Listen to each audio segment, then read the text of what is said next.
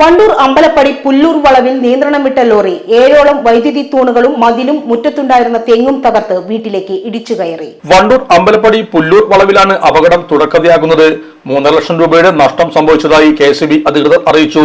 എറണാകുളം ഭാഗത്തേക്ക് പോവുകയായിരുന്നു ഇതര സംസ്ഥാന ലോറിയാണ് വീടിന്റെ ചുമരിൽ ഇടിച്ചു നിന്നത്. അതേസമയം ആ ഭാഗത്തെ മുറിയിൽ വീട്ടുകാർ ഉറങ്ങിയിരുന്നെങ്കിലും ആർക്കും പരിക്കേറ്റില്ല. വീടിന് കേടുപാടുകൾ സംഭവിച്ചിട്ടുണ്ട്. ഈ ഭാഗത്ത് അപകടങ്ങൾ തുടക്കതയാവുകയാണ്.